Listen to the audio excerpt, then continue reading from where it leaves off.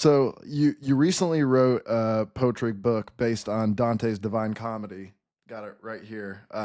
Paraclete Press. Where does this book fit into this conversation about the Catholic imagination? Yeah, well, of course, Dante is the great Catholic poet. And we most of us who are into college or studied literature, we've read Dante at various times throughout our career. And I think most people think, okay, he lived 700 years ago. Catholicism was very different then. He has a medieval mind, you know. He's like another kind of creature. Plus, he writes in Italian. Most of us don't read Italian. So there are a lot of barriers that might separate us from Dante. He's like a star up in the heavens, like Shakespeare, you know. But I was rereading Dante for a couple of reasons. For one thing, I run a Dante reading group on campus at Fordham, so we've been slowly reading Dante one canto at a time for 10 years. Um, Oh, cool. we just got finished with, we're just in the third canto of Purgatorio. So this is how slowly we're going. So I've been just rereading Dante slowly with other professors and students.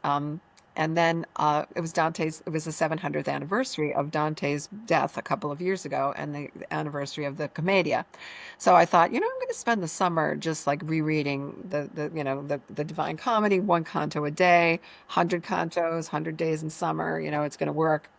And then I found myself talking back to Dante because time is my writing time. And so if I started the day reading Dante, then I'd start like a poem that would like jump off of one of the events that happens in the Inferno or in the Purgatorio or in the Paradiso.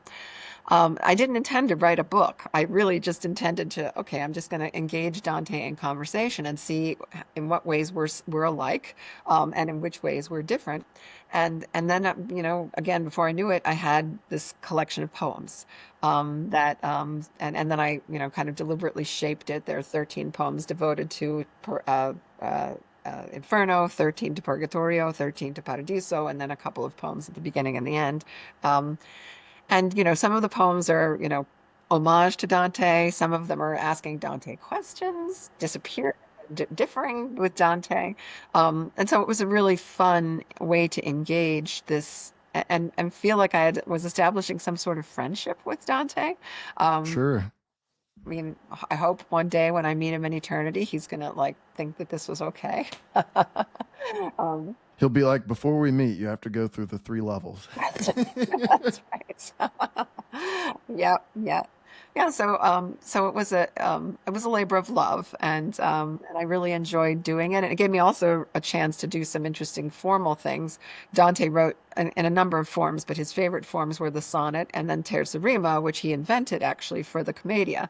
So I thought, well, this is fun. I get to try to write in terza rima and I put my own stamp on it. Dante's verse, except, it's different in each of the cantos, but um, it tends to be more elevated and refined, especially in Purgatorio and in Paradiso. And there's a sort of, mellifluous quality to his Italian, certainly, and also to the English translations. And I was trying to write in language that was going to feel very contemporary, and maybe a little bit. How shall I say, a little bit off the cuff, a little bit, um, I'm, words are escaping me, a little bit bratty at times, a little Hmm. bit brat, Hmm. in terms of, critiquing some of the theology that Dante offers us. Because obviously Yeah. we've changed a lot in 700 years. Sure. Yeah, a little bit. But what did you learn about yourself as you wrote this book, or creatively as an artist? What opened up for you as you wrote Dear Dante? Well, I learned a lot about Dante, and one of the things I really love about Dante is, even though he's creating this, this theological universe, which is all about justice, it's also about mercy and it's also about love.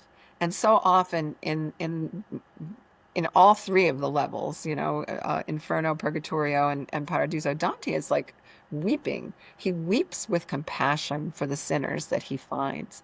I think Dante has a reputation for being like very harsh because he puts all of these people in hell. But the fact is, first of all, he believes that's his his world. You have to grant an artist his worldview.